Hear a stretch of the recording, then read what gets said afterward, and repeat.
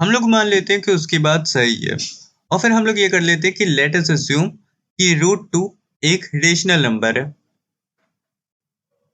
तो अगर root two एक रेशनल नंबर है तो इसका मतलब कि वो p अपॉन क्यू के फॉर्म में होगा। तो मैं यहाँ पे लिख देता हूँ root two is equal to P upon Q. तो इसकी कुछ कंडीशंस होती हैं तभी वो रेशनल कहलाएगा। इसका मतलब कि p एंड q जो है वो इंटीजर को बिलोंग करते हैं। ये बिलोंग्स टू का सिंबल है जो e की तरह बना है और जो z है वो इंटीजर को शो कर रहा है। और फिर जो q है, ये जो नीचे हम लोगों ने डिनोमिनेटर में q लिख रखा है, ये जीरो के बराबर में नहीं होगा। और साथ ही साथ एक और कंडीशन है, वो है p और q को प्राइम्स होंगे। को प्राइम्स वो नंबर होते हैं जिनका कॉमन फैक्टर 1 होता है और उसके अलावा कोई और कॉमन फैक्टर नहीं होता है। ठीक है, तो ये बात आप लोग याद रखिएगा क्योंकि इसी से हम लोगों का ये वाला सम सॉल्व होने वाला है। अब मैं इस रूट टू के सिंबल को यहाँ से हटाना चाहता हूँ, तो फिर मैं दोनों साइड को स्क्वायर कर दूंगा और यहाँ पे लिख देता हूँ squaring both sides. Root two का स्क्वायर 2 हो जाएगा और फिर यहाँ पे राइट हैंड साइड पे हो जाएगा P square upon Q square. अब अगर मैं इस क्यू स्क्वायर को उधर साइड में भेज देता हूँ तो ये हो जाएगा 2q square is equal to P square. अगर आप लोग यहाँ पे नोटिस करें तो फिर जो पी स्क्वायर है वो 2q स्क्वायर के बराबर में है। इसका मतलब कि जो 2q स्क्वायर है वो एक इवन नंबर है क्योंकि उसमें 2 का मल्टीप्लाई हो रहा है। और हम लोगों को पता है कोई भी नंबर जब 2 से मल्टीप्लाई होता है तो वो एक इवन नंबर होता है।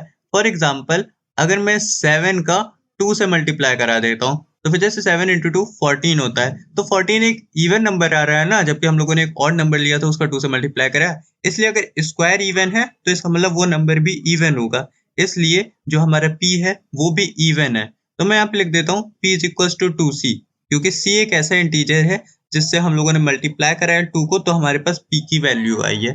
तो मैं यहाँ पर लिख देता हूँ where c is any integer. अब मैं दोनों साइड्स को स्क्वायर कर दूंगा और यहाँ पे लिख देता हूँ स्क्वायरिंग बोथ साइड्स। p का स्क्वायर करने पे आ जाएगा p स्क्वायर और फिर 2c का होल स्क्वायर करने पे आ जाएगा 4c स्क्वायर। अगर आप लोग ध्यान से नोटिस करेंगे तो हमारे पास p स्क्वायर की पहले क्या वैल्यू थी, 2q स्क्वायर। तो हम लोग इसे सब्सटीट्यूट भी तो कर सकते हैं ना। तो सब्सटीट्यूट करके मैं यहाँ पर लिख दूंगा 2q square is equals to 4c square.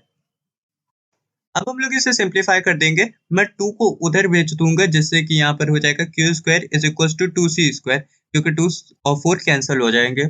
अब इसके बाद में आप लोग देखें तो फिर जैसा हम लोगों ने पिछली बार करा था इवन ऑड वाला सिस्टम, वही सेम चीज यहाँ पर भी अप्लाई हो रही है, क्योंकि जो q स्क्वायर है वो भी इवन है और 2c स्क्वायर भी इवन है। तो हम लोग यहाँ पर लिख सकते हैं q is equal to 2m, जहाँ पर m कोई भी एक इंटीजर है, तभी उससे मल्टीप्लाई होने पर q एक इवन नंबर दे रहा है। अब मैं यहाँ पर इन दो इक्वेशंस को एक नंबर दे देता हूँ, जैसे कि ये हमारी सेकंड इक्वेशन है और फिर हमारी फर्स्ट इक्वेशन ऊपर में है, ये p is equal to 2c वाली लाइन है। तो फिर इन दोनों को मैंने नंबर दे दिया है 1 और 2। अब मैं यहाँ पर करूंगा कि इन दोनों को कंपेयर कर लूंगा। तो मैं यहाँ पे लिख दूंगा नाउ कंपेयरिंग 1 एंड 2। इक्वेशन 1 और 2 को कंपेयर करके हम लोग ये देख सकते हैं कि इनका जो कॉमन फैक्टर है p और q का, वो है 2। क्योंकि 2 दोनों में मल्टीप्लाई हो रहे हैं इसलिए ये कॉमन फैक्टर है। तो मैं यहाँ पर लिख देता हूँ we see that the common factor of p and q is 2। But ये एक कॉन्ट्रडिक्शन है। कॉन्ट्रडिक्शन इसलिए क्योंकि हम लोगों ने कहा था p और q को प्राइम्स हैं।